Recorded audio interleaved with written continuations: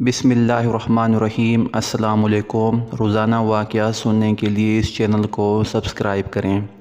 حضرت جنید بغدادی رحمۃ اللہ علیہ نے ایک مرتبہ دل میں خیال کیا کہ اگر شیطان سے ملاقات ہو جائے تو ایک سوال کروں گا، اور انہوں نے ایک دن اللہ سے دعا بھی کر دی کہ اے اللہ کبھی شیطان سے ملاقات کرا دے تاکہ اس سے سوال کر لوں۔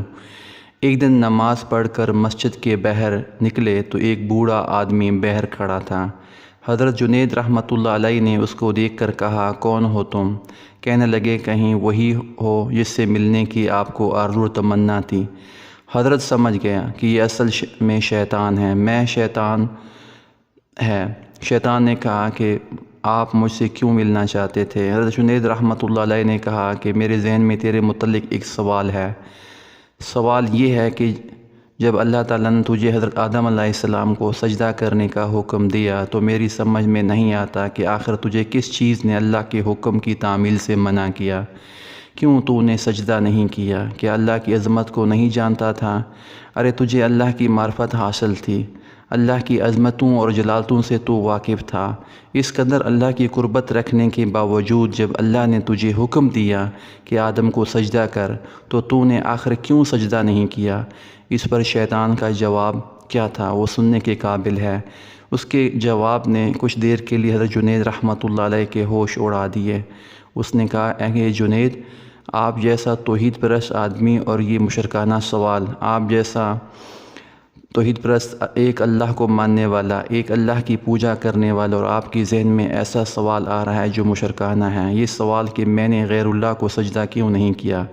کہنے لگا کہ آدم تو غیر خدا تھے، خدا تو نہیں تھے، میں غیر اللہ کو کیوں سجدہ کر لیتا؟ آپ جیسا توحید پرست آدمی ایسا مشرکانہ سوال میرے سے کر رہا ہے، بڑے افسوس کی بات ہے۔ حضرت جنید رحمۃ اللہ علیہ کہتے ہیں کہ جب اس نے یہ بات مجھ سے کہی تو مجھے لگا کہ ہاں یہ تو ٹھیک کہہ رہا ہے۔ پھر تھوڑی دیر کے لیے مجھے ایسا معلوم ہوا کہ میرا ایمان سلب ہو رہا ہے، اس لیے میں سناٹے میں پڑ گیا، ہوش و حواس باقی نہ رہے۔ میں سوچنے لگا کہ اس کو کیا جواب دے سکتا ہوں، اس لیے کہ جب وہ کہہ رہا ہے کہ تم ایک اللہ کو ماننے والے اور مجھے پوچھتے ہو کہ آدم کو سجدہ کیوں نہیں کیا۔ حضرت جنید رحمۃ اللہ علیہ کہتے ہیں کہ میرے ذہن میں جواب نہیں آیا، فوراً اللہ کی طرف سے الہام ہوا اور مجھ سے کہا گیا کہ میں سے یہ پوچھوں کہ حکم دینے والا کون تھا؟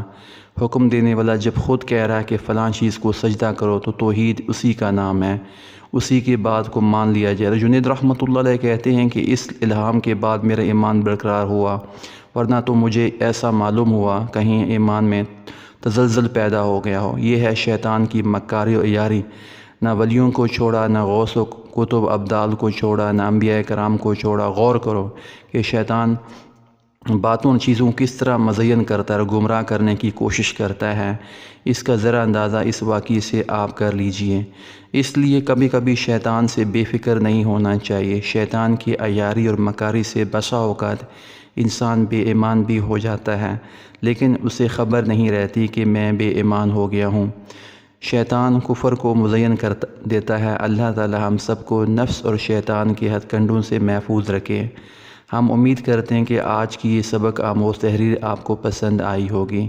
مزید اچھی تحریروں کے لیے ہمارے پیج کو فالو اور لائک کریں، اور اپنی قیمتی رائے کے بارے میں کامنٹس میں ضرور آگاہ کریں، اور ہم دعا کرتے ہیں کہ اللہ تعالی ہم سب کو شیطان کی شر سے پناہ عطا فرمائے۔ آمین ثم آمین۔ جزاک اللہ خیرہ۔